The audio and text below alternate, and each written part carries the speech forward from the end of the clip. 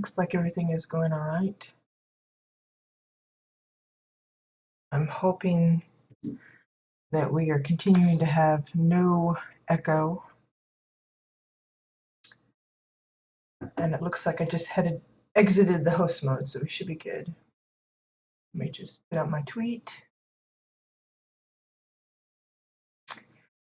And let's get started, I guess. Before we do, I do want to mention that we have a new event coming up, the Battle Chase event. It's set to start this Friday, January 6th, and it's going to be running all the way through January 16th.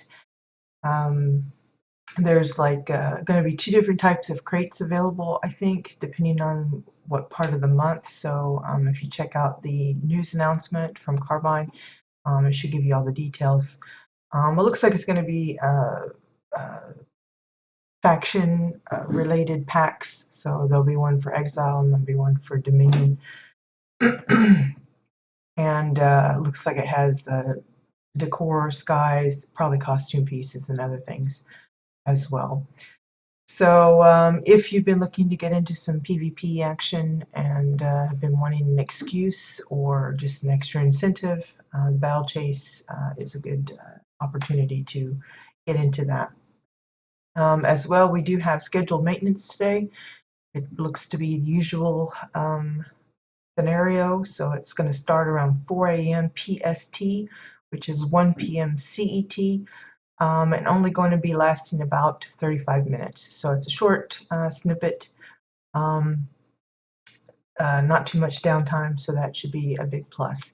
Now, as well, we're supposed to be getting that big announcement today about upcoming, the latest big update for WildStar. So I don't know when that's going to hit.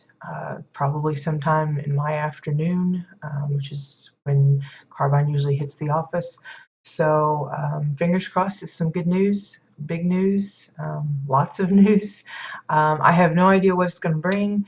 There's been a lot of speculation about, space zombies and stuff like that, but who knows? Looking forward to seeing what it's going to mean for us. And if it's going to bring some extra decor, I'm definitely going to be on top of that. I expect with the announcement of the update, maybe the scheduling of when it's going to land and everything, that we probably will start seeing some PTR updates as well, so that we can kind of take a quick early look at that.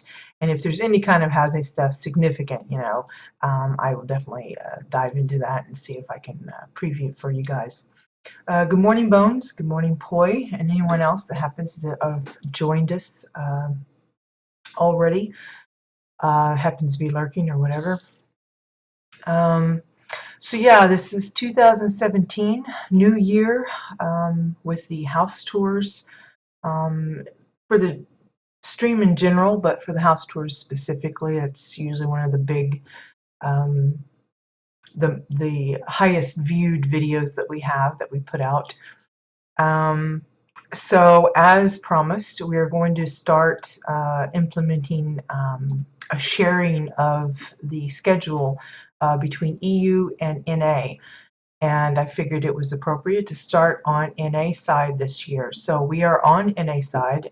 This is my alt or main character on NA. I consider her an alt because I don't actually play her.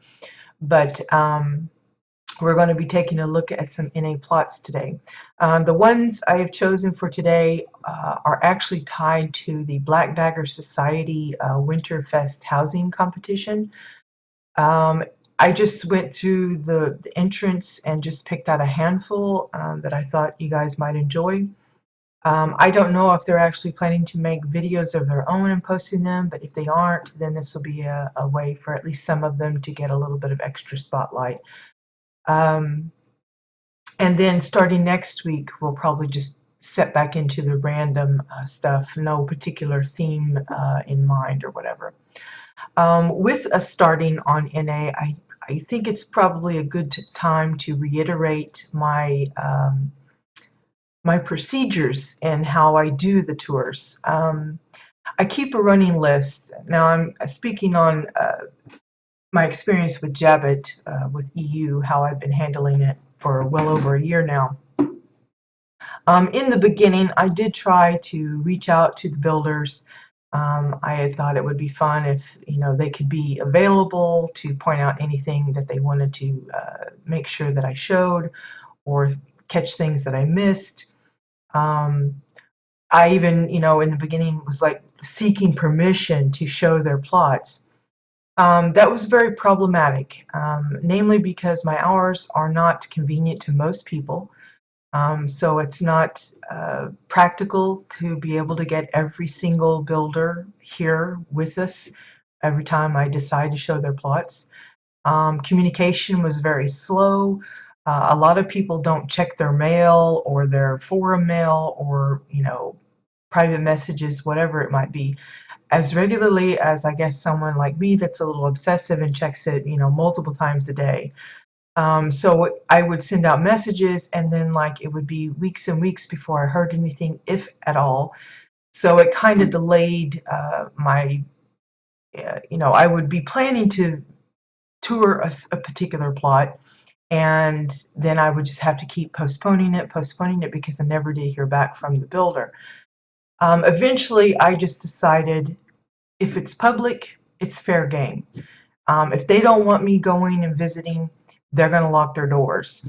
Because even if it's not me coming and showing it on the stream, there are people that are going to be able to visit anytime they wish if the plot is actually public.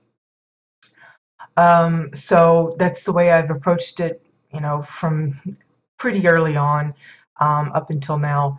If it's a public plot, then it's potentially, subject to my, what I call ninja visits, my unannounced visits. I don't tell the builders that I'm going to show their plot. There are a few that are in close contact with me and will let me know, hey, can you hold off until a little bit later so that I can be there. And I will try to accommodate those, but I don't go out of my way to specifically reach out to plot owners. For some, that might seem not the right way to go about it, but it's worked for me and for us for well over a year now. It's like almost a year and a half or more. So, my apologies if you feel offended, but again, if your plot is public, like I say, it's fair game. That said, there have been instances where we have visited plots that are what many would consider incomplete. It's obviously there's work still being done on it. That's a little bit trickier because usually I do try my best to wait to show a plot until it is actually completely done. The issue I get into is my lists of houses on the tour to be toured record that I keep grows bigger and bigger and bigger every week that we spend in game. I'm constantly reviewing plots that I think have potential. I jot them down in the works in progress, and then I'm constantly reviewing all of those works in progress to eventually move them over to the ready to be toured.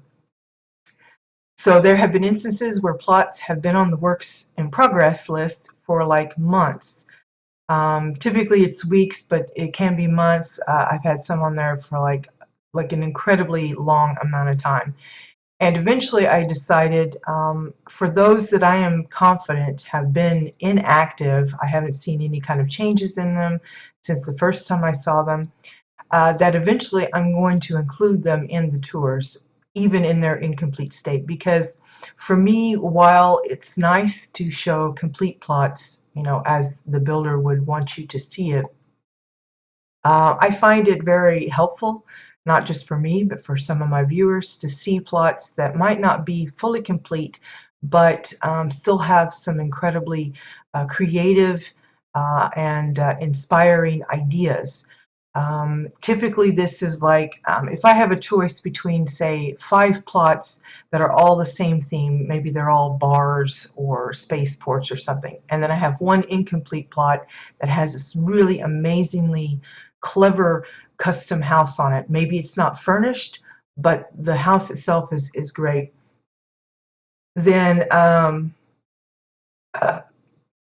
I'm going to probably opt to stream that incomplete house, especially if it's been there for on my list for weeks and weeks with no changes, because I feel folks will get more out of that than to see too many repetitions of the same theme. I like to mix mine up, keep it a little bit fresh.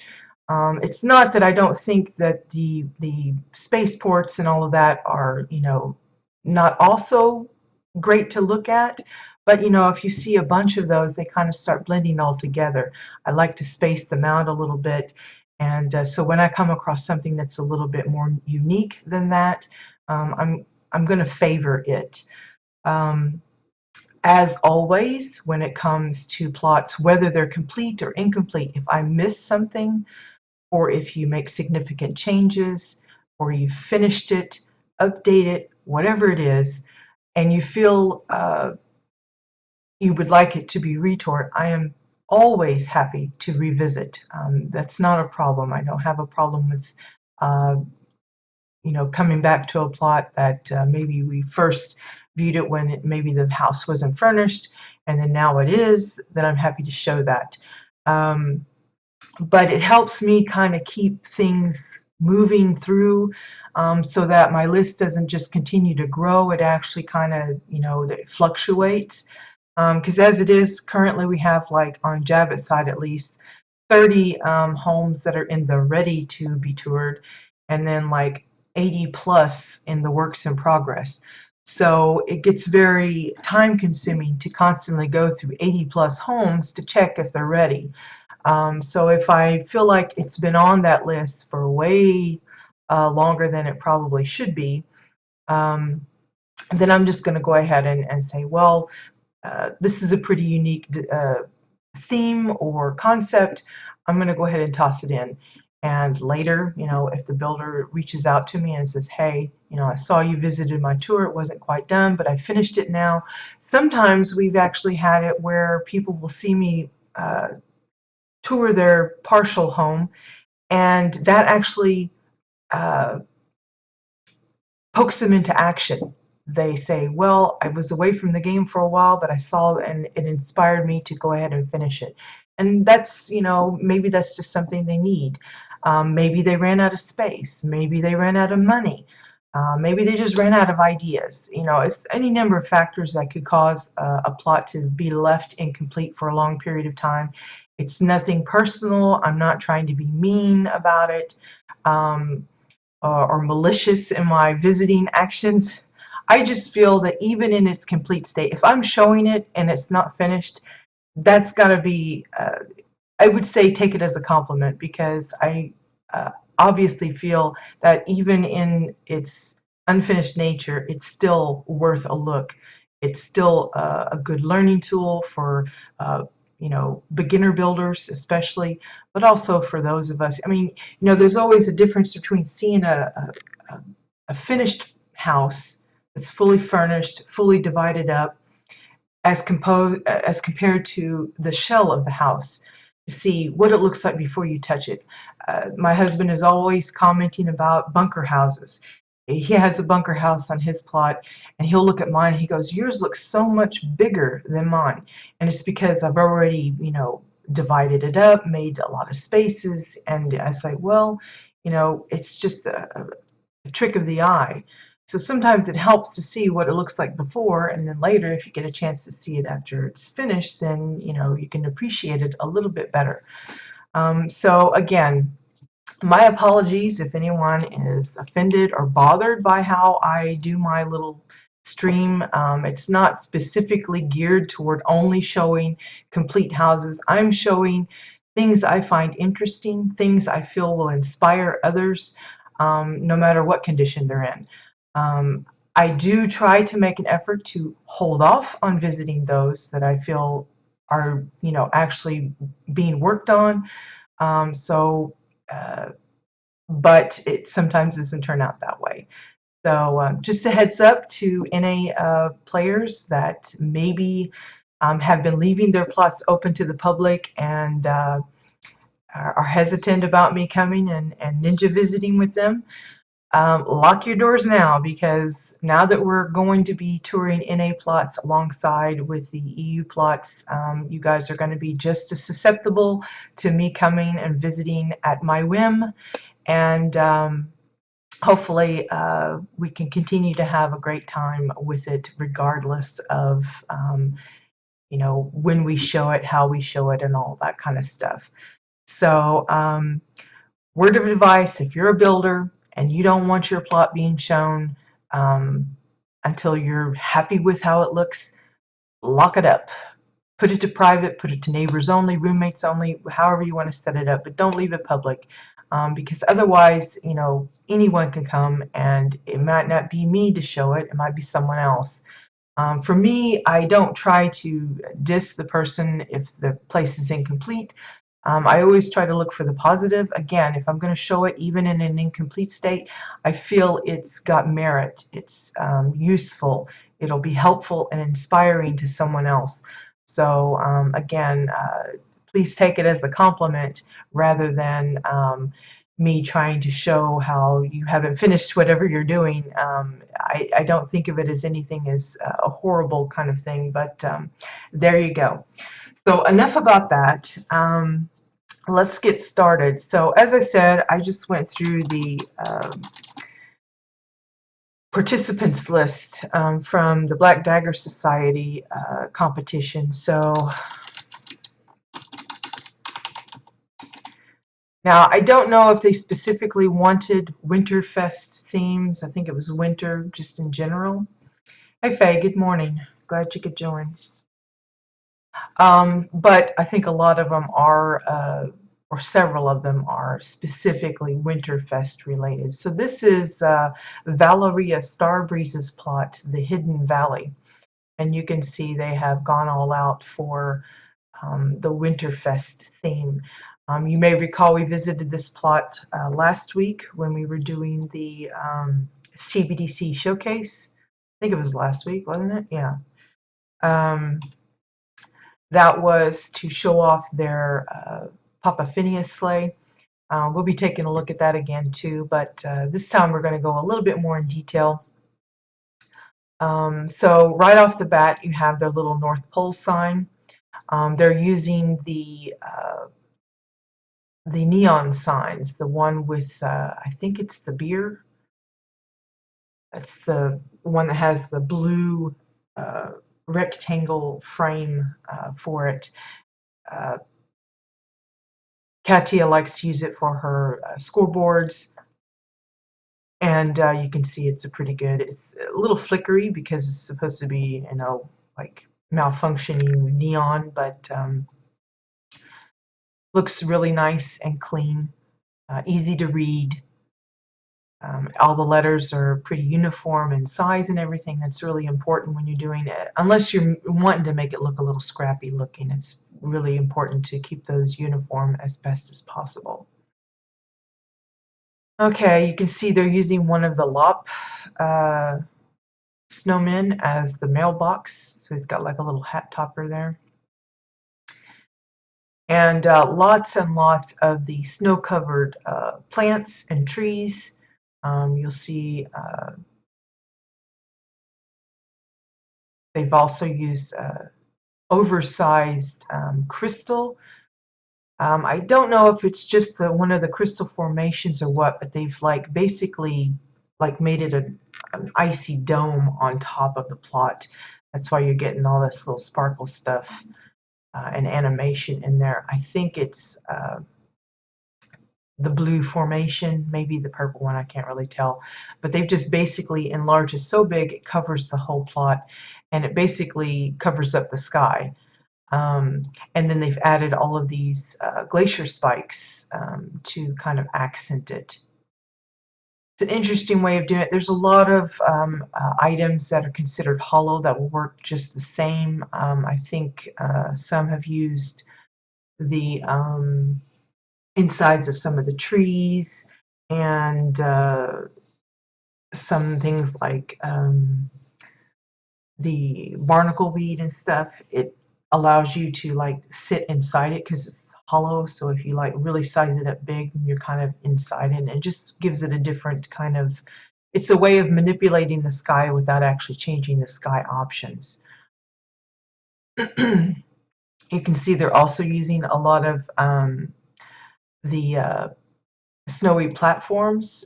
There's actually two kinds. The small one you can buy directly off of the housing vendor, and then the large one I think drops from one of the world bosses. So we're just going to take a look around on the outside at some of these little things. Like here's a little protostar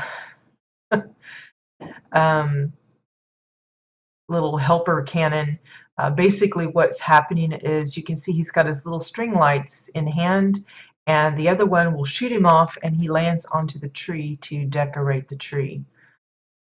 Rather than using a ladder, I guess they felt the rocket was a little bit handier, a little bit riskier, I think. But the cannon itself is pretty cute. You know, it'd be great for like if you want to shrink it down and make it like a little toy cannon for a child's room or something. This would work really fun as well.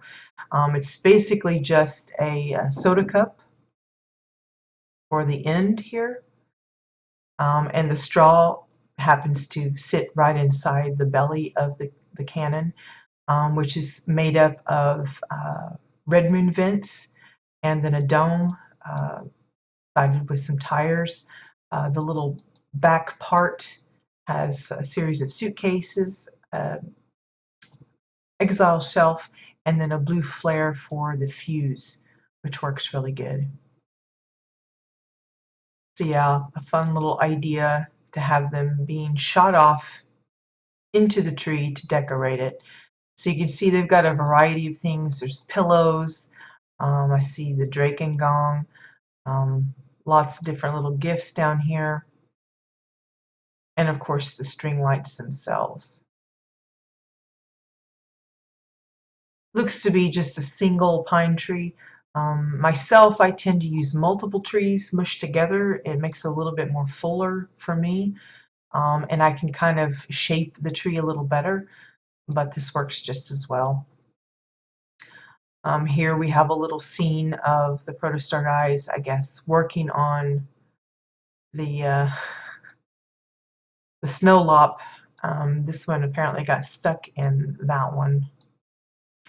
And of course, we have the Papa Phineas sleigh, which we discussed last week. It's basically 2x4s for the slutty part, a pair of gondolas for the main body of it, and then accented with different types of dressers. So the fancy Dominion one, there's the Orin one, and then just some extra decorations.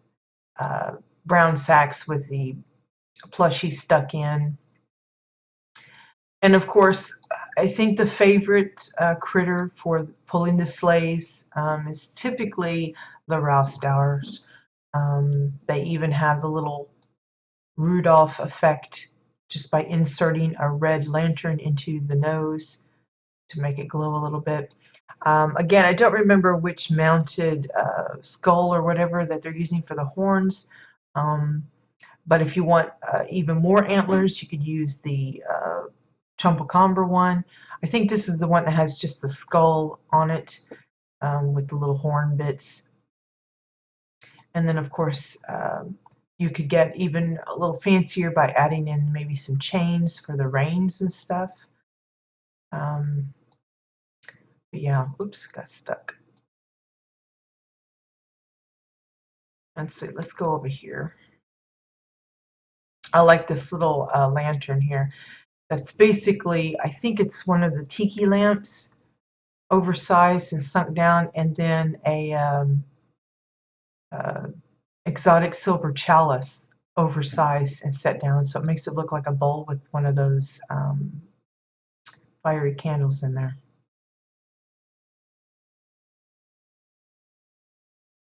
Over here we have a Giggle Me Gaffo hot air balloon.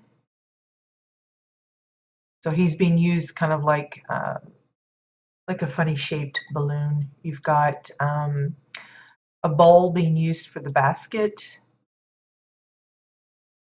some sandbags for the weights, and then you've got a little mishap with one of the Protostar guys. Uh, the little there's the Protostar engine. You've got the windmill decor for the little fan on the back.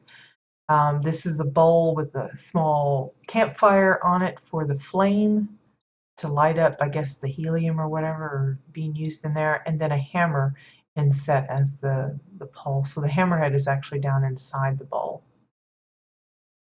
And then another bowl for the little hole, and then hanging chains, of course. Very cute. I've seen a few uh, attempts at hot air balloons before, and I think one of the faves is using the vent plushie, because it's already got that idea that it gets puffed up and floats on its own. But this is also a cute idea. You could probably use just any plushie you wanted if you happen to have it enlarged.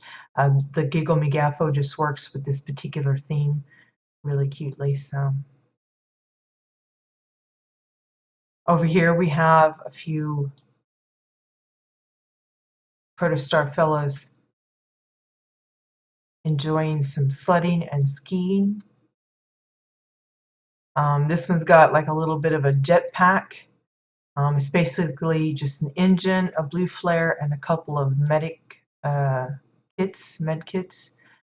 And it looks like the ends of one of the walls. I suspect the Granok or Cassian, one of the two, being used as the skis. And then for the sled here, it's a couple of flat metal tables. It looks like 2x4s for the rest. And then, of course, a couple of chains for him to steer it, I guess. With his little, not a jetpack, it's a little fan propeller kind of thing going on.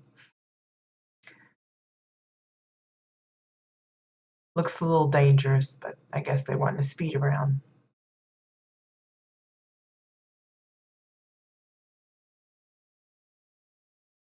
Let's see. Looks like they were playing with some of the color shifting. I believe these are actually blue crystals, the tiny blue crystals that have been oversized and recolored to make it look a little bit more holiday related. Here you have a little bit of a strange kind of snow globe type of thing. Looks like they're using the buoyant blue crystal to give that little sparkly smoke. I suspect they were hoping that it would give more of a falling snow effect with the little wispies coming up. It kind of works. Not sure why the lop are there dancing. Maybe they're worshiping this snow lop or something.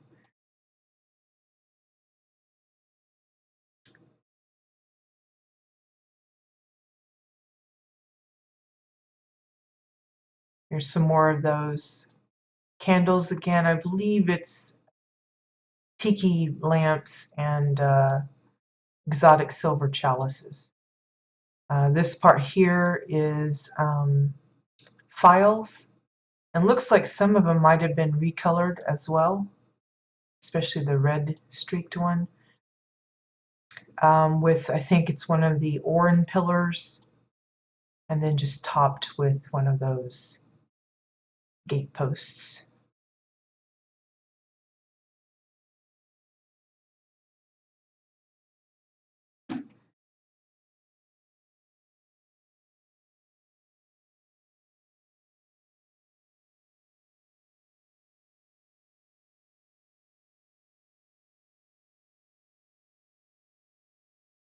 Let's see.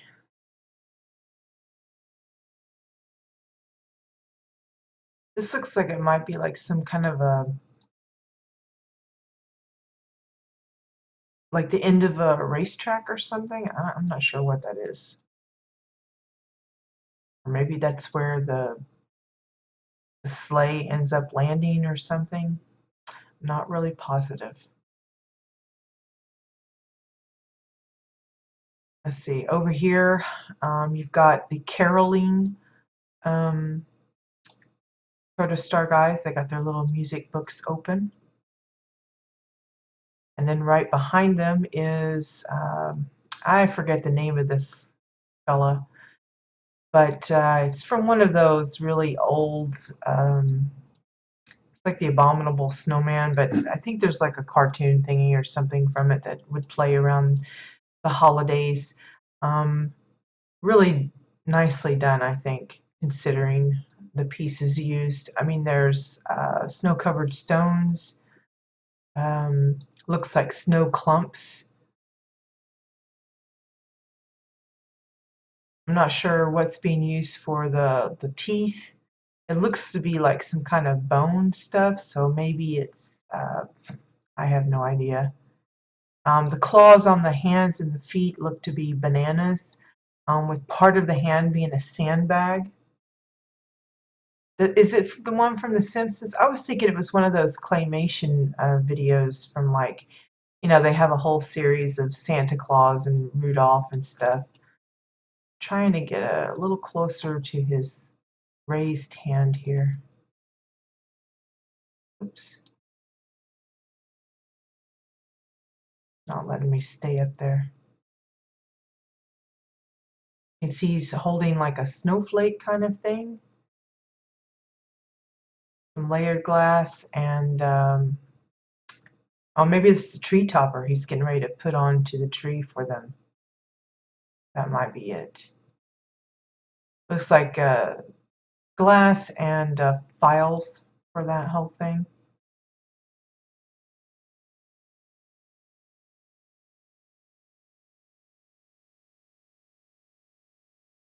Got like some droopy bum there.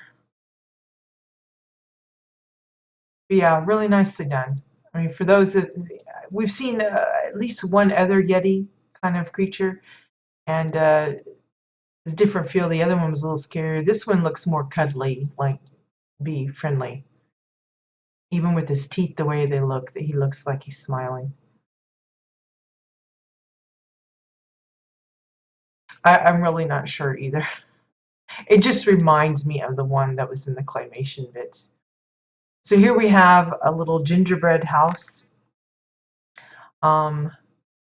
made out of toast, unburnt toast, decorated with Orin windows for some of the candies, files for other types of candies. For the candy cane look, they're using the soda cups. Purple pillows for like the gumdrops. And they've even made a little gingerbread guy. Let me get off my board there. Again, he's made out of toast. Pillows for the buttons, his gumdrop buttons. A banana for his smile. Using the bow tie and the actual candy cane decor for his little cane there. But they've made it so that you can actually go up inside. There's no furnishings inside here, but it's still pretty cute. Maybe that can be a Winterfest modular house. Make a gingerbread house that you have to decorate. They've even got a little manger kind of setup here. They've got the licorice, the gingerbread roofs and walls. They got the little WildStar cookie behaving as a WildStar animal, icing on the side.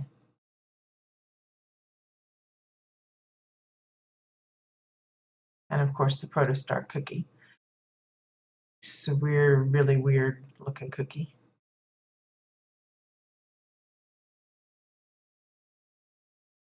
Behind the gingerbread house, there is the waterfall. It's the old versions, but they still work nicely.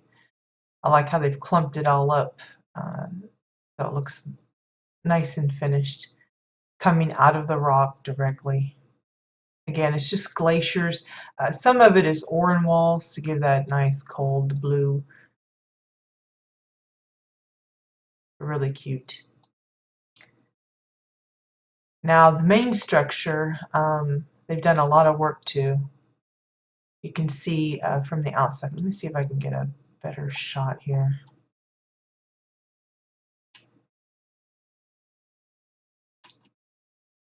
I use the gingerbread house as the landing pad here. So you can see they've got the main building. It's like sectioned off into two, and then they've got this like lighthouse attached to the smaller one. But you can see it's mostly, it looks to be 2x4s. I see some leaf windows. Looks like maybe some of the snow uh, blocks to bring up this design nice and white, and then some color shifted accents. Even the stairs have been color shifted.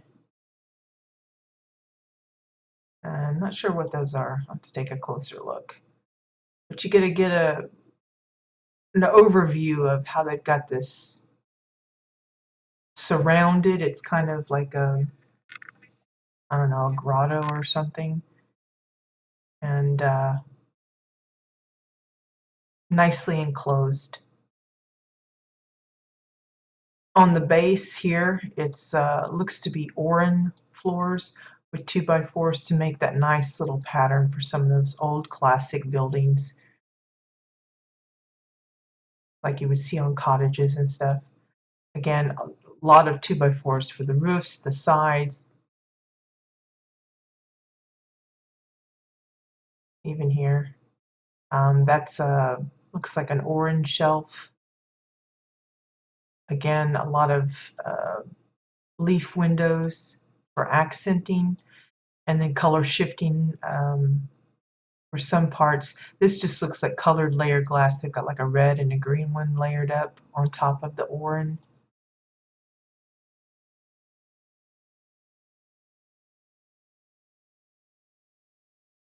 Guess this little protostar guy's in trouble.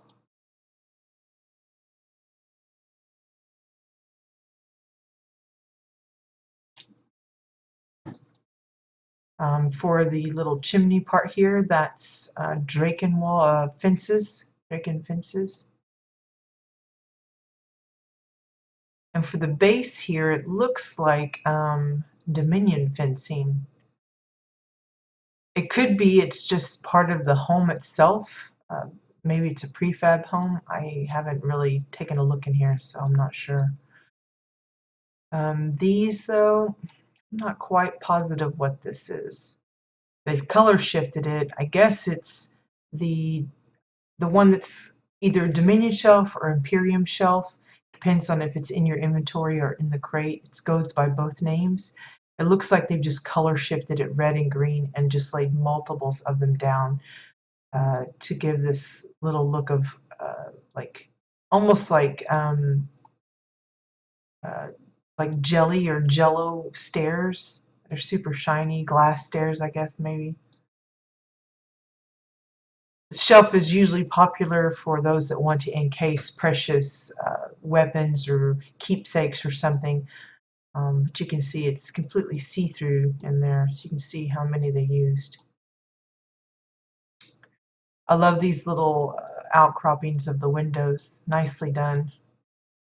Like, I call them bay windows. I don't know if that's really what they're referred to, but that's what I call them. 2x4s, glass, and then the orange floors. It's really nice and clean. Doesn't look too choppy or anything.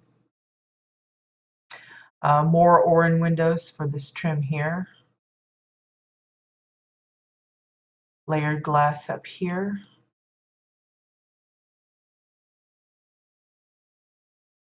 You can get in the door without getting stuck. Again, a lot of color shifting happening here. We've got orange floors that have been turned purple and green. So I guess this is a little workshop. This is where they, I guess, the finished toys get put over here and then sucked up into a little traveler bit.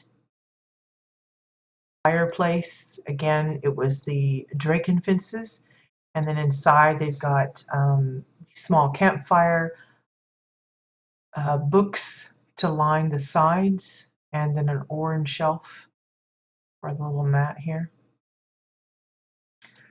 Here you have the little WildStar guys working on their toys. What he's got with the bra, I'm not sure, but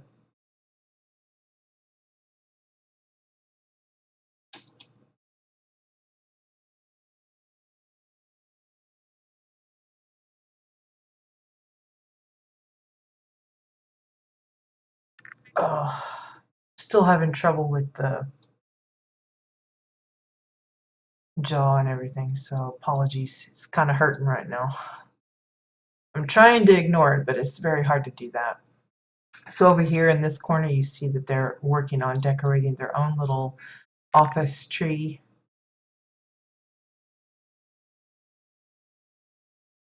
You'd think he'd have a ladder or something.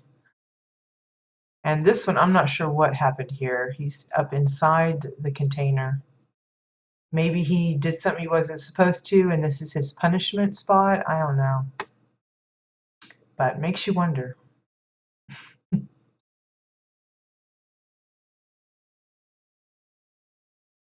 Let's see. Let's go to the upstairs. This is really interesting. I think these are the Orin gate, and they've just used multiples of it to make this interesting pattern. And then the edges are trimmed with fancy Dominion dressers. You can see how much 2x4s they've had to use for this design, for this little outcropping here. For the stairs themselves, it's Orin fence posts, pillars, pillars. And then Cassian cylinders for the post.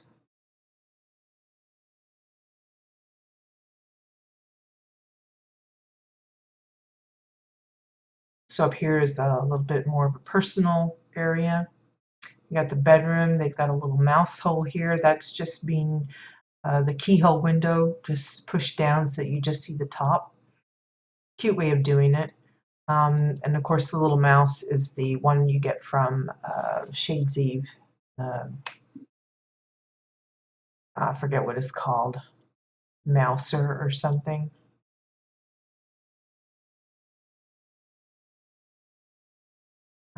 This one's a bit grander style of fireplace, a little bit more pieces being used. There's 2x4s, there's Orin tables, and there's the Dominion conference tables on either side. There's the, I think it's the Exile holographic fireplace. Again, most of us tend to cover that one up. I don't know if it's just the look of it we don't like or what. It just doesn't usually fit any particular theme we've ever come across. Some use it like it is, but I think most of them choose to cover it up. And then they box it in with Cassian pillars and floors for that. Hey Mouser, yes, that is correct. Thank you guys. Hey Mouser for the mouse. Oh. Then we've got the head honcho here. He's got his bunny slippers on. A little file for the little ball on top of his hat.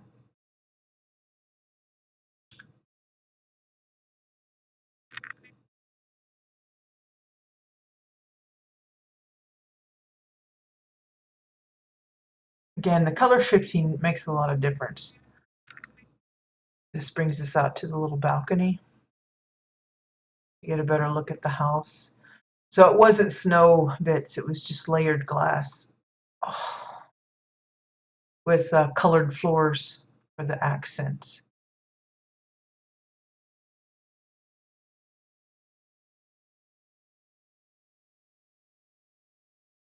The same way here, looks like colored glass.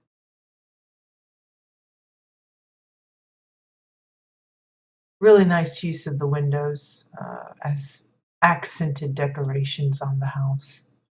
Notice this one is slightly curved, the roof here, rather than straight.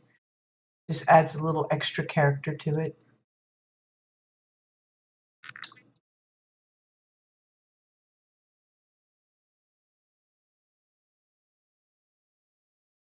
You can see how it even works out that they've used an oversized 2x4 here, so you see not only the top, but it's like the support underneath. Works really good.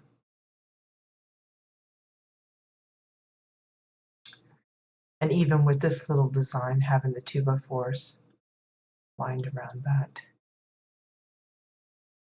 Notice the chandelier up here. Let me see if I can get a better shot of that.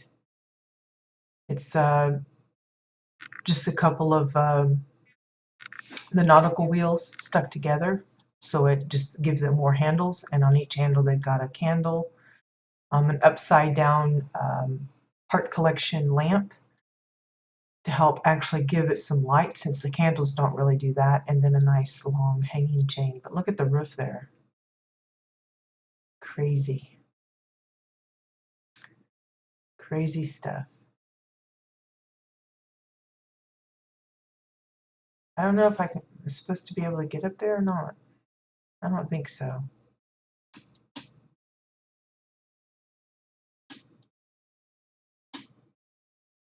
I can't get back on this tree. No, can't get to it.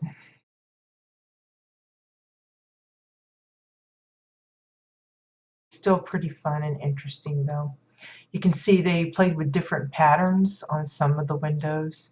Not all of them, just a few. So you got like a diamond pattern here, an interesting little squares.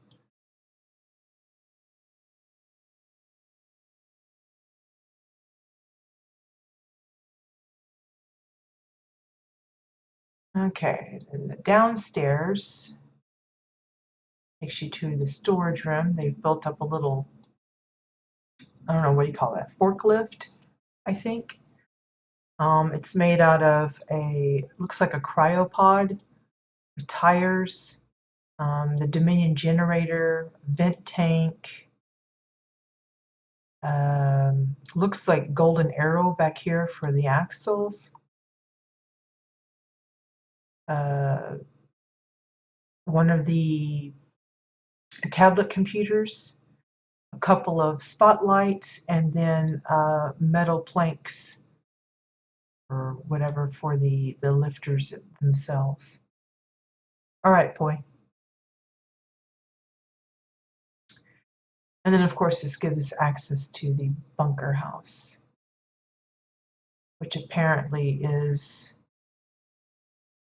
the little helper's living space.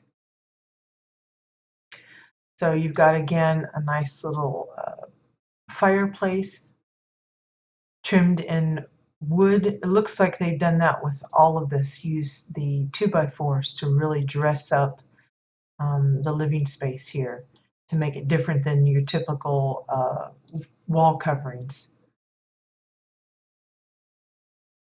You can see they've accented it a lot with these, not just the Winterfest gate, but the gate posts themselves. You can see those all throughout here.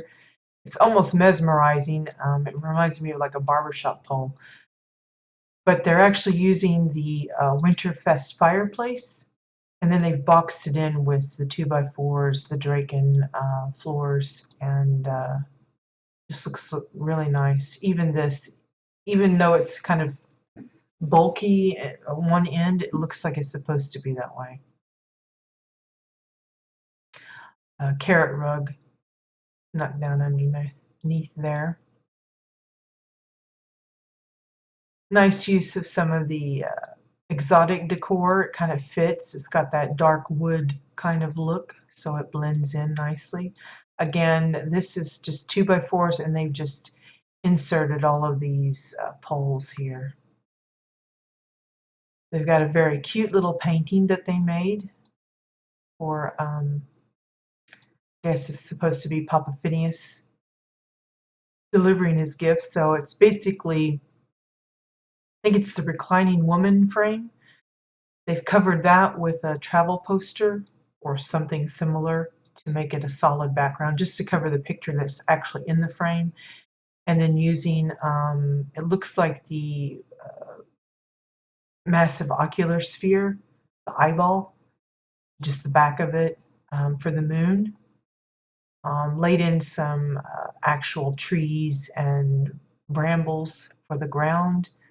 WildStars for the little team. They even have the little red light for his lit up nose for Rudolph's representation. Again, another gondola for the sleigh with, it looks like 2x4s for the ski part down there. Just a simple but very cute little idea. This here looks to be a really fancy design. It's just made using the Winterfest fences to make that nice repetition of design. Looks like a nice big wood carving of some sort.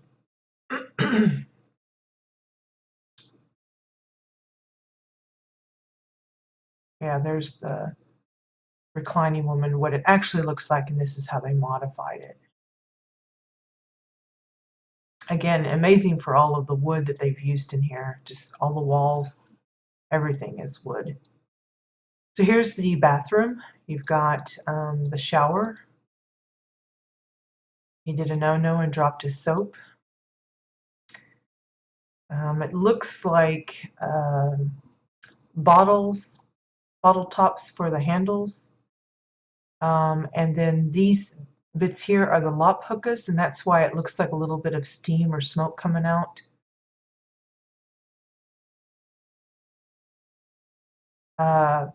Graded floor panels for most of the flooring in here. They get stuck.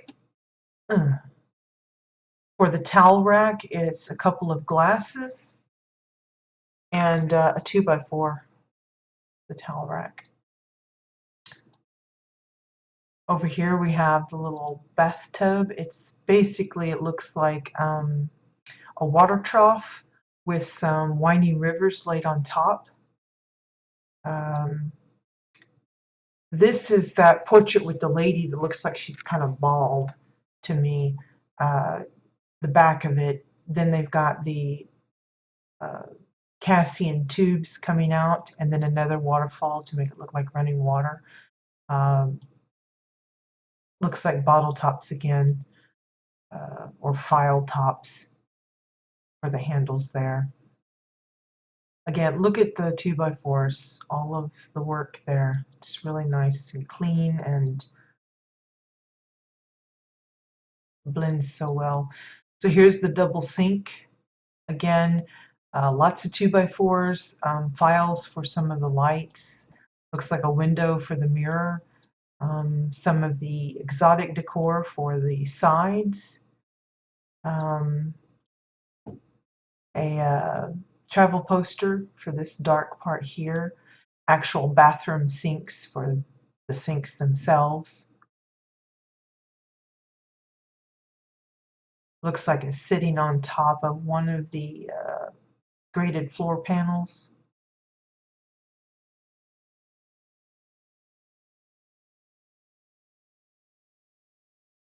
And then the amusing little toilets. I like these. Again, we've seen so many, and we always come across one that's done differently. So this looks like the actual part of the Flush-O-Matic 5000. I'm not sure if that's really what it is, but it reminds me of it. They've got a hammer for the little flusher handle, a bowl with a plate with a stool for the bowl itself, and then some Cassian tube there at the bottom for the piping for the drain. It's an interesting way of putting it together. Always find something different. So here we have the dining room. which is basically lots of 2x4s capped with the orange shells. I think most of it is standalone, except for maybe the salad that they've got in this bowl, and I'm not quite sure. It looks like one of the candy skulls being used for like some kind of jello or pudding or something. I think it's the same over here. They decided to use one of those new gingerbread candy pieces for a bit of food. It helps that the table thickness is nice enough that you can hide some things in there that you don't want showing. Again, they repeated that Winterfest fence design from the other room into here. And then they cleverly used some of this new train decor to make a little train set that goes around their holiday tree here, which is basically a couple of tree shelves stuck together. I haven't actually seen some of these in game up close, so it's kind of interesting. It's a strange contraption of how it works. I'm not sure what it's supposed to. I guess they hover across these little pads or something. I don't know. It doesn't quite make sense to me. These actually look like some kind of robot arms or legs or something. It has a little bit of a glowy effect on some of them, but not all of them. These don't have it, but these do, which is weird. I don't know. But you can see they look pretty cute. I wouldn't doubt some have used them oversized for extra kinds of spacing. This looks like a nice little top of a protostar building with that little bit there, looking like those overhang curtains kind of things. That's what it reminds me of anyway. I guess all of them are solid except for this one here. It's got a strange glowing light in there. That's weird. And then this one here is a little hollow, I think, where you can get up inside it. I'm just not much into mechanical stuff, so I don't really think I'll be using that at all. Over here we have the kitchen, a very elaborate kitchen. Again, lots of 2x4s. Here you have I guess it's the double sink. Again, it looks like some graded floor panel here. Travel posters, lots of 2x4s, some books for the fronts of these cabinets with file handles for the doors. I don't know, maybe this is like the dry rack or something. I'm not sure.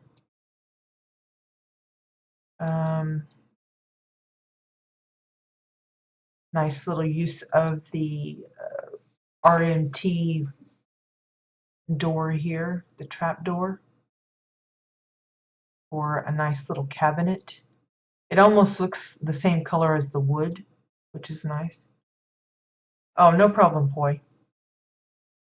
Again, 2x4s, some icicles to indicate that it's meant to be a cold storage. Just an extra little eye clue. Then here we have the wine rack. Again, 2x4s, and then the bottles all set in. Again, you've got books for the fronts of these cabinets, and then they've actually used the Draken doors for these cabinets. You can actually open all of them.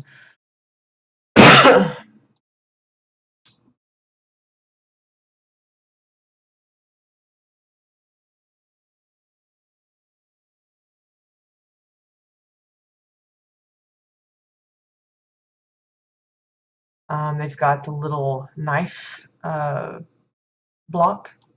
It's just one of the metal edged 2x4 blocks there with the knives stuck in it. They're using airtight container for the toaster.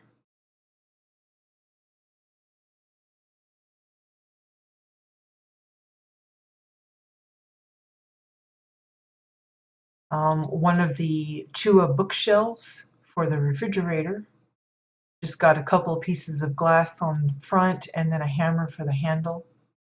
Again, using the icicles to help indicate that it's cold storage of sorts.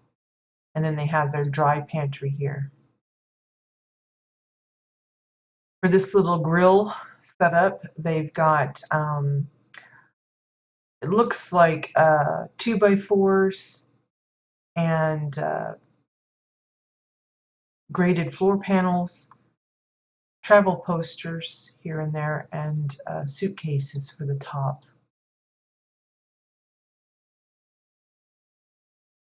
This would be good for like a school cafeteria as well. They have those type of grill things. And then over here you have like the assembly line of all of the drinks and sandwiches and snacks that are ready. Again, for the loaf of bread, it's just sandwiching a bunch of the toast together and then having a few strung off there. This little top part is just the dressers again. For the trays, it's just two of the posters sandwiched together. I showed that with the cookie, the holiday cookies that we made. It's just one poster and then another one flipped and slightly smaller, just a little bit, so it doesn't flash or blink, and it makes awesome little trays. You could add handles if you wanted, but I think it looks like a baking tray when you do it this way. This bit here looks like pink Orin windows with snow clumps of different colors, because some of these look like, that looks a little yellow. It looks like snow clumps for like some kind of icing or something on the cookie.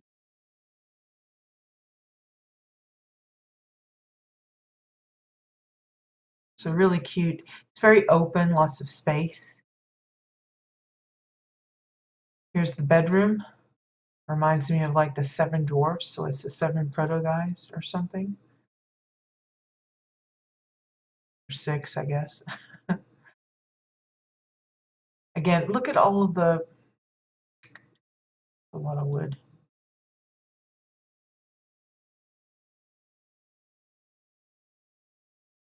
I mean, even the floors, how that's been carefully laid in. It's amazing looking, but it's a lot of work.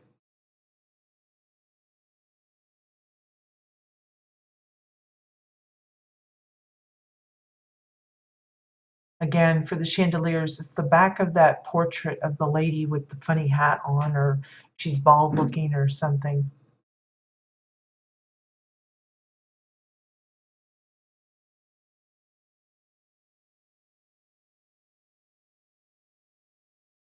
I can't tell if there's like an upper section, if I'm missing some of it, or if it's all just one big room.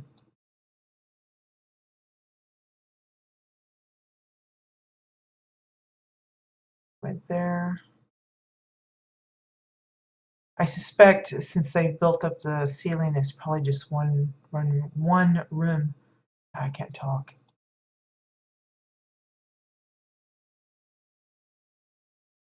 This looks really pretty. Again, it's that Orin gate being used in multiples. Yeah, I don't see no upstairs, so I guess that's all of the interior here. Really nice and clean and organized. I like it. Okay, so I think that was it for Valeria's plot. Let me just go around one more time just to give it another look. Yeah, I really like that too. You know, it's just a different way of some of us just kind of get stuck in the thought that, okay, we've got to use it as it comes, and we forget that we can just switch it all up as much as we want. Oh, here's this, the little protostar thing, doing his little, like, advertising. Looks like books being used for the sign that he's dragging, and then again those neon signs for the profit bit.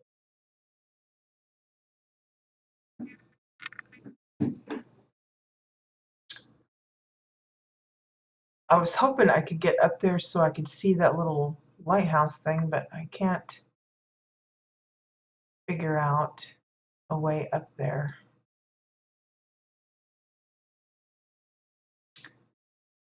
Let me see. Oops, fell down in the stairs. Let me go up to the second level first. See if I can get us up there.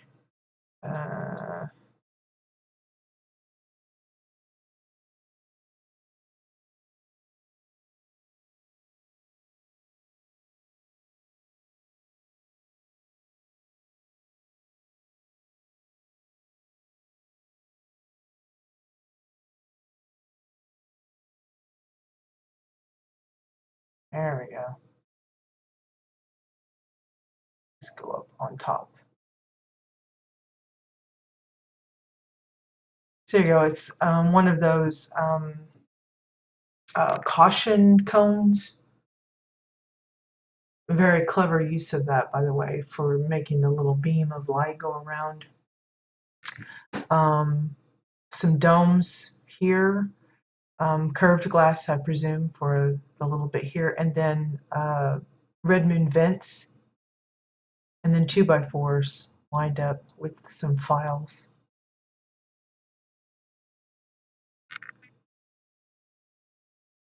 Some really nice work. The woodwork especially, I think a lot of people like that stuff. Here's that part that I couldn't jump up to before. Again, it just took a lot of planning on figuring out how you're going to divide this up, you know, the sizes of the boards. Everything looks relatively uniform. I mean, I know there's some pieces that are bigger than others, but it doesn't really show up too much. Looks really nice.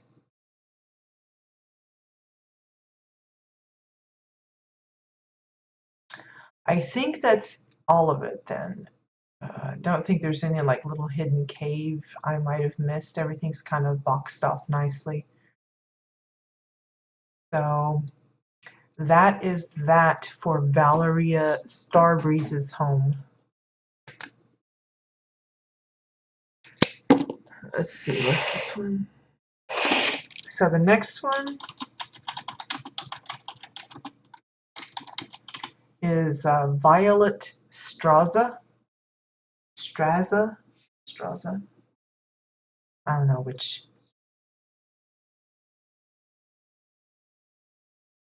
This is called Overlook Lodge. And you can see what a different way of coming in. You're already in the lodge, it seems, which is kind of interesting. You can see they managed to get glass, pillars, staircases, it looks like, and thorny logs all around the entrance. Got it encased with some hollow cylinders, the tubes, I guess. Just a really nice little way of, you know, immediately being within it. Look at the chandeliers. It's like some of the bone fences being used over top of the hanging oran lamps. Very rustic and lodgy looking. But you can see they've got, looks like metal edge 2x4s for the stairs, and then trimmed with a little bit of the decking railing, and that just helps. It's the ramp that we normally have is still there, but it's cleverly packed in, so it looks like a little stage almost. They've even got, you know, the little seats here. They're using the water troughs as tables, the little stands, and just covered the water part with 2x4s, it looks like, to make it a solid little table. Again, keeping it very rustic, but they managed to get, you know, even the little seating here, so it looks like you've got the scene of snow that they're looking at with the little mountains in the background. Yes, you have the honeycomb thing that I think a lot of us would love to be able to hide, but still amazing that they were able to get this so close and nicely done around the entrance that so many of us have trouble hiding. Just works really nice. So down here, there's the fireplace. It's basically looks like an oversized Draken fence, and then one of those, I think it's called the standing pipe from the Palavar Point Daily. It's the one that looks like a little megaphone thing, with fencing, the Draken fencing being used as the little rail there. And then I think an upside down one of the other fireplaces being used as the base. Over here you can see they've color shifted one of the Gatorade machines to make it look like a different set of drinks.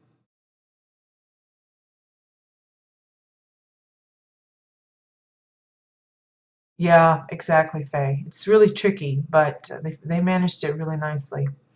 Um, I like how they managed to get the hat on the moving NPC. It looks a little weird at times. I had the same trouble when I put the tie and stuff on one of mine. He's usually just kind of standing there, but if you move him, he'll move just a little bit and his tie will be out of whack. Um, Notice this little board here. I want to say it's from one of the medical pieces. I don't know which one, but I think it has a chart on it, either one of the cots, medical cots or something. And they even have a little bell ringer. It looks like either a glass or bottle bottom, and on top of a dome to make a little ding where you ask for the help. But that little blackboard there is nice.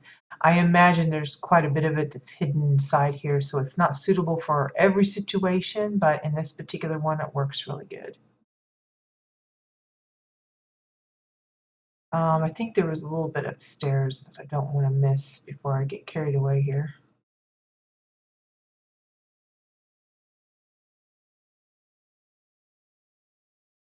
Here's the dining room. So you have the little maitre d' or whatever, just using a dresser as the little pedestal here. Snow block rocks for the uh, white tablecloth covered tables. Looks like they're using several of them, like a pair, just offset a little bit so it looks like it's folded fabric on the corners. And then maybe a different one in the center. It's kind of hard to tell.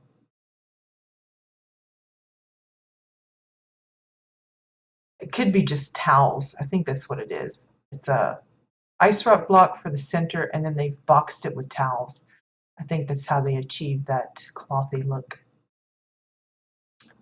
Looks very nice and neat. Tables are a little small. I mean, you can't actually put a lot of silverware and stuff there, but look at all the logs being used, though, for the walls of this place. Over here is the kitchen. So you have most of the countertop is the flat metal tables, and then it's looks like hover part pieces for the main part of the cabinets, and then the metal edge 2x4s for the drawers with bottle tops for the handles. These bits, I think it's supposed to be like steak or ham with eggs and hash browns. I think that's what it's supposed to be. So the egg mix is actually the back of the Marauder fan, I think. It's kind of like bulby and green on the front. And then the hash browns looks like a bunch of chua netting. I'm guessing, of course, I don't know if that's really what it's supposed to represent, but the ladle is just a dome with a spoon inset in there. The little spatula is another fork or knife or something with a flat metal table as the spatula part. The oven is a couple of arches for the opening, Draken walls for the top and bottom. Looks like Merg dynamite for the handle switches. And again, I'm not sure what's being used as the egg here. I guess those aren't supposed to be eggs. Maybe these are pancakes. Maybe that's what they're supposed to be, the pancakes. And then these are the eggs. I'm not quite sure what that, it looks like the bottom of one of the plates, and then probably one of like the orange windows, the orange one or something. Maybe the top of the mushroom that has the yellow dot on it. And then for the sauce in here, I have no idea what that is. It could be something that's common and it's just color shifted. For all I know, it's another one of the pots that's been color shifted, and we're just looking at the bottom inside the other one. I have no idea. You can see they color shifted this pot to a brown, so it looks like a copper pot. Over here, that's the top of a mushroom. Um, Again, no ideas. Looks like different things. The little smoke bits, I suspect, are coffee or the teacups. Down inside here, you've got a blueberry pie. Looks like those bowls that I like to use for my pies with the blueberries all stuck in. Some cylinders with some of the upside down barnacle weeds to look like chocolate cakes baking in the oven. These pots they actually made themselves. It's a frying pan for the handle and then a Draken cauldron for the pot. Over here we have a mixer. It's just a couple of vent tanks. It looks like the top of the wine glass, like the goblet looking one, and then a travel poster and a fork for the mixer head there. Here we have some already baked up desserts. They've got a gingerbread house. Looks like some kind of a cake with strawberries on top. The strawberries being most likely the red firework. It looks like the icing up here, I'm not sure what's being used for that. Plates or something. Looks like the bowl edge for the platter, and then that other brown bowl, the bottom of it for the cake itself. For this one, it's a tiered cake out of the Cassian candles, topped with a green bow from one of the gift packages.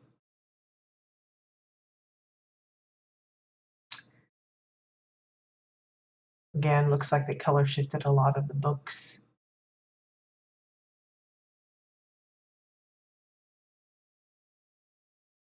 We've got some mixers here.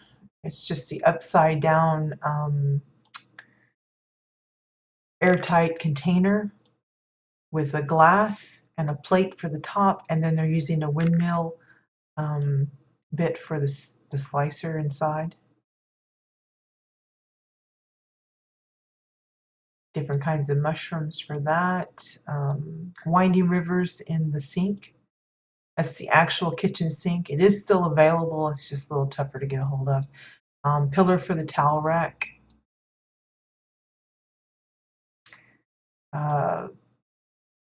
The Marauder net shelf for the little pan rack up above.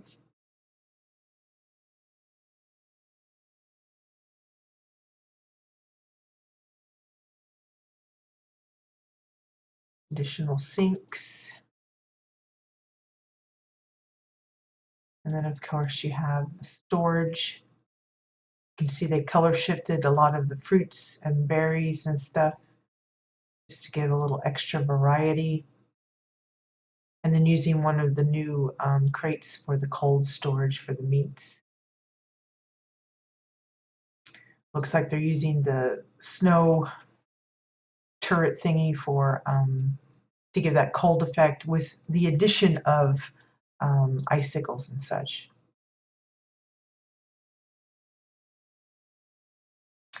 Welcome back, Faye.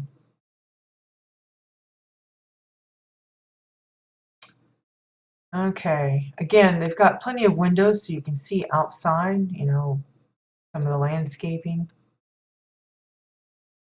going on.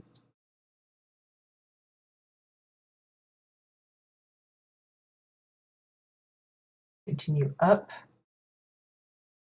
There's the outdoor bar. So it's out on an actual balcony of this big structure.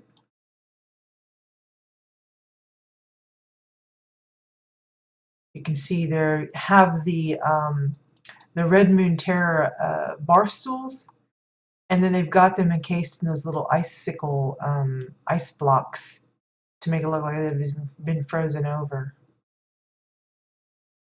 Using the Red Moon bar, the rotating drink thing, but they've also encased it in different bits of ice. Got a protostar panel underneath. Again, it matches really good with the scenery, the theme of it being winter and cold and everything.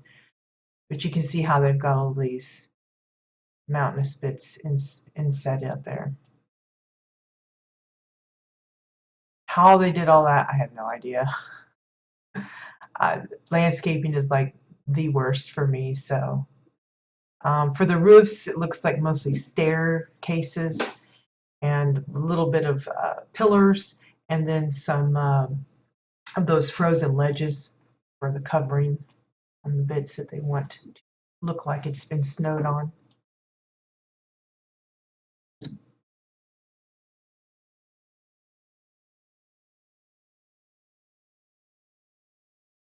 Let's go down.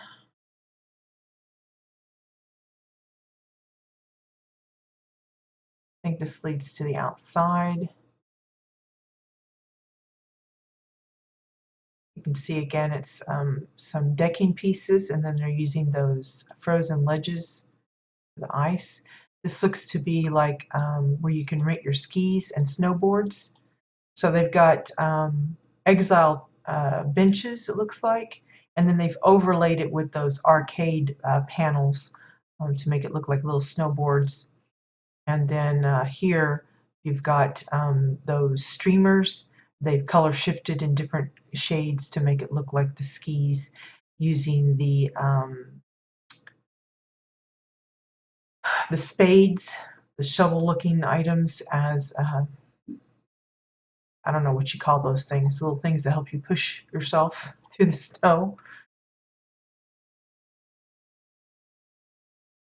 Again, you can just see all of the the thorny logs and everything being used for this, even for this little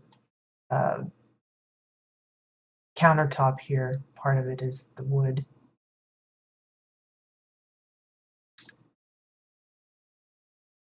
We go inside here. This appeared to be the little sauna. Looks like they're using some of the smoke effects. I see the protostar stairs, some benches, of course the hover part pieces for the barrel or bottom of it to get that curved shape, and then arches for the opening. This little tray here is just the bottom side or back side of the blue pod planter, I believe. Little changing room. Again, color shifted some of the drapes to make it look like maybe towels or garments or robes or something that they would use.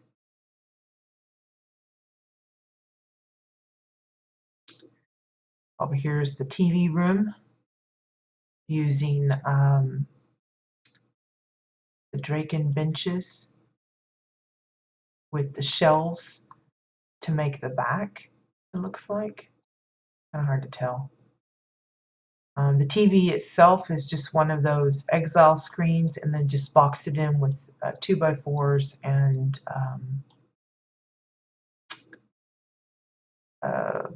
arches.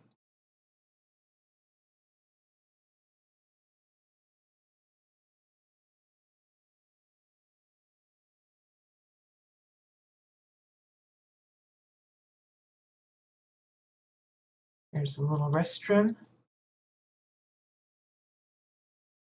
Looks like a decking piece on top of the wooden crate, a window for the mirror, garden hoses, it looks like, for the faucets, and then just bowls and vents for the drains.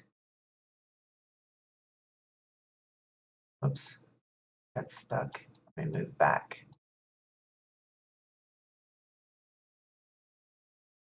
For these toilets, again, it's a little different. It's the Chua tank with a hammer for the flusher. Looks like a glass bottom, and then a bowl, and then a cylinder.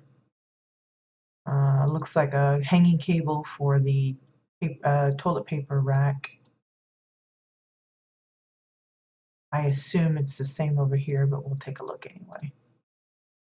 Yeah.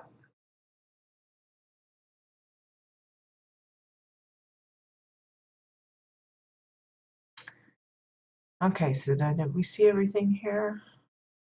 Just gotta make sure. There's this little waterfall here. Again, it's just some of those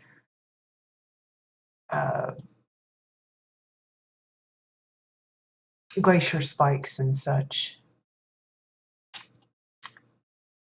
Okay, so that was the one side. Let's go to the other side, past the vending machines. Notice the doors here. They have tuba cups for the glass doors here.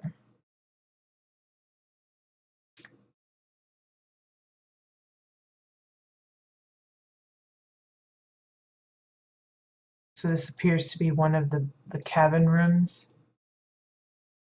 So they have their own little personal bathroom. The toilet setup is similar to the other, but it's also got a plate for the lid, hover part pieces for the tub.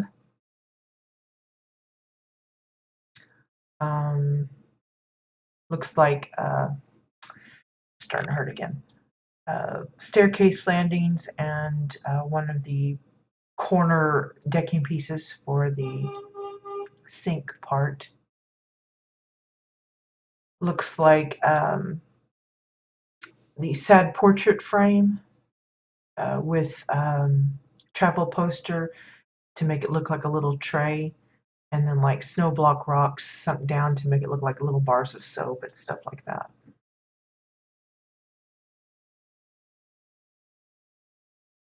The bed and side tables, those are metal edge blocks, staircase landings, 2x4s. The bed is mostly some of that folded towels, beach towels, and rolled beach towels from the summer decor pack, the seaweed version, I think. This handles a bottle top. The back part of the headboard, or the pillows, I guess, would be the yellow ones. The fireplace, again, is that exile version, and it's just been covered up with 2x4s and archway. Notice they covered up this little tree scene with one of the Winterfest posters. Kept it in the frame, it nicely fits, but just kind of makes it look a little different.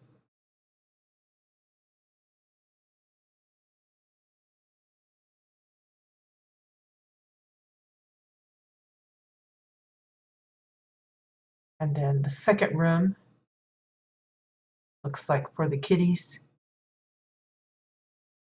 Their beds are made out of upside down display shelves. It's the one that has like the skull and the pearls and the scroll or whatever. Using that for the bottoms of the beds, the legs being looking, looks like the posts of the bed, and then a staircase lining for the headboard, and then more of those folded beach towels, and then the flat ones for the actual bed cover.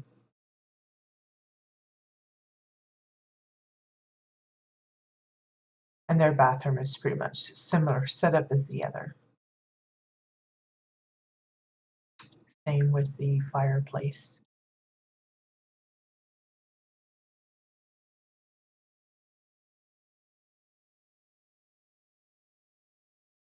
Okay, then up we go.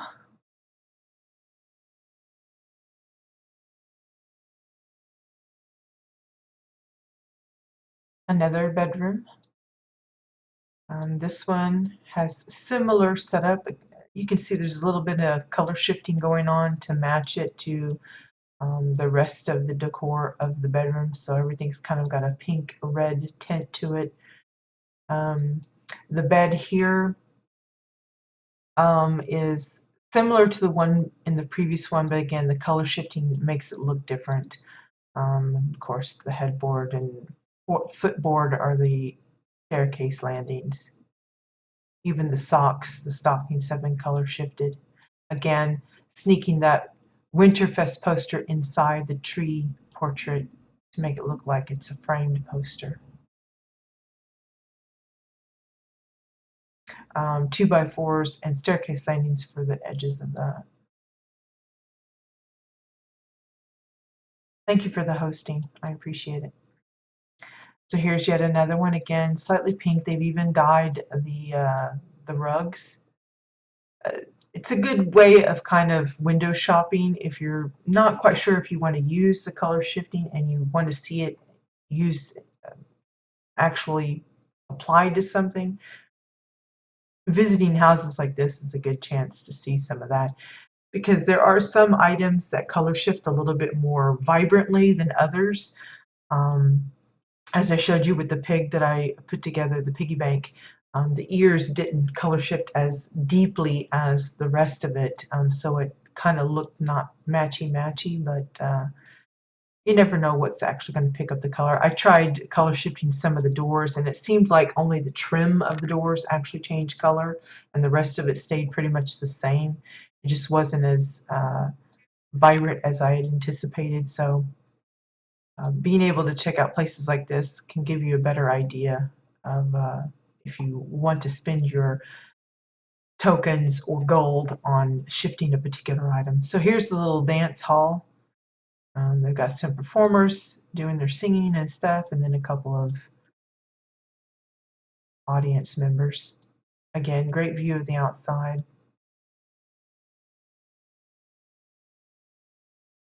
Again, I have no idea how they did the mountain range.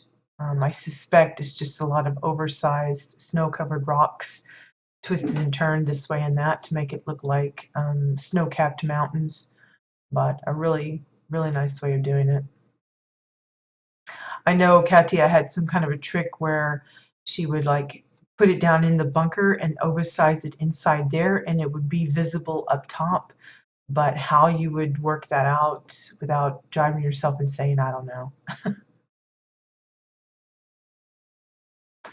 Of course, down here too, they do have a little decorated holiday tree on both sides.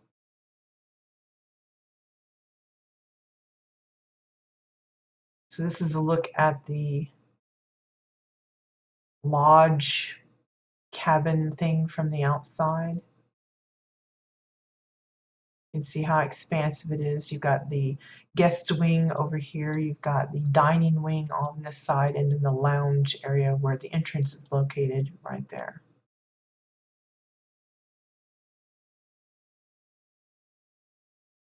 Okay, so on to explore the rest of the plot. Let's go this way first, I guess.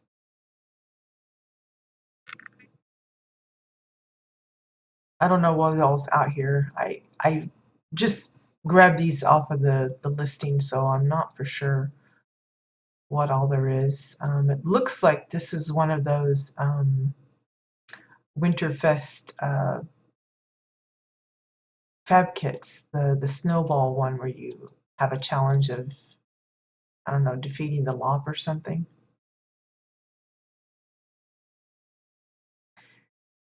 And you can see how this extends well past the barrier. Again, I have no idea how they did that.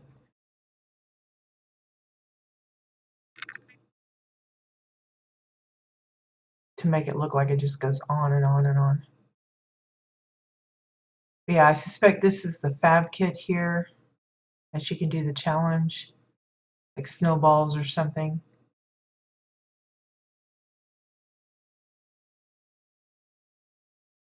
And then this looks like it's a little dam holding back some of the water. Again, pretty sure, you know, we're close to the barrier here.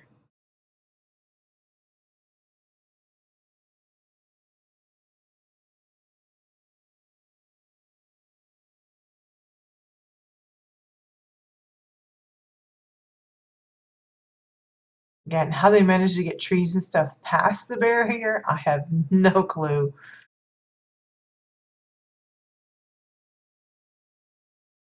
However they did it, it's a good job. Of course, they got the snow blowers out. Here's a great shot of the little valley down below and the building.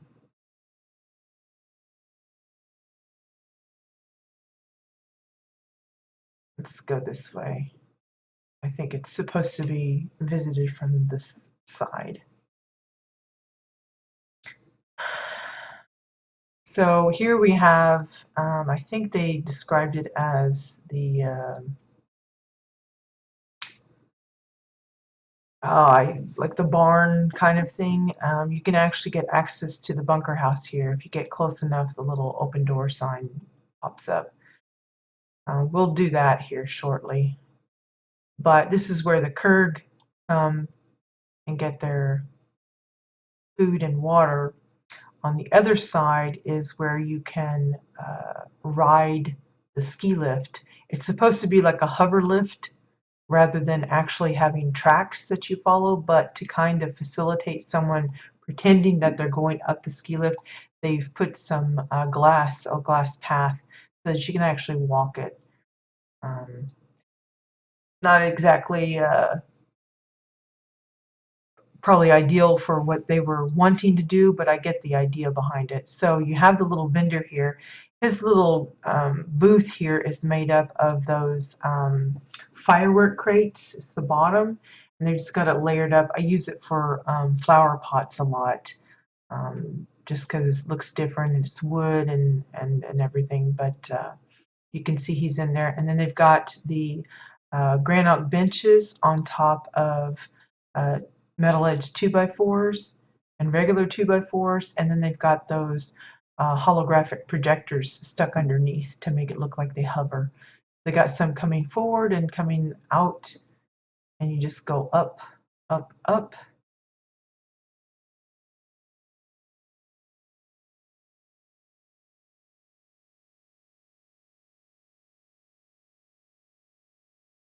Till you make it up to a little, I kept calling it a ski lift. I guess it's a hot cocoa lift because I think this is where you get your hot chocolate.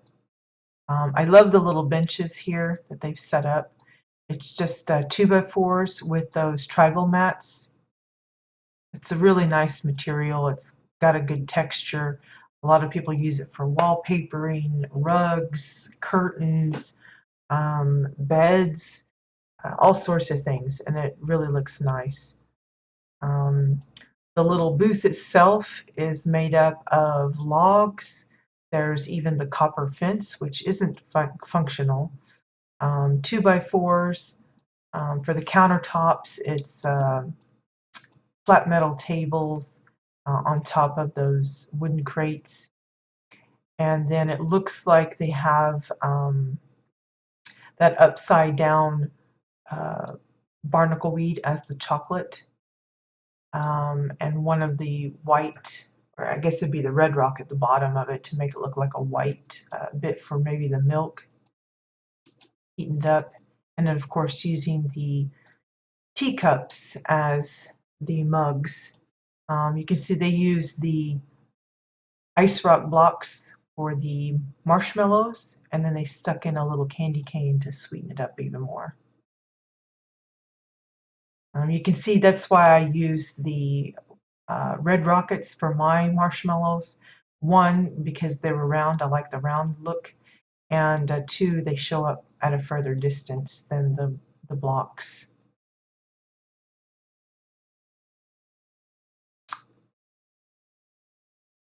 Okay, again, great view. The landscaping, again, I have no idea how they did that. Maybe using the same trick that Katia used. I presume Katia's kind of shared her secrets with those on this side of the pond. So there are likely a lot of friends of hers that use that same technique to get that awesome layering of landscaping in the background, but I have no idea how it's done or how time consuming it might be. So the last thing to look at is the bunker house.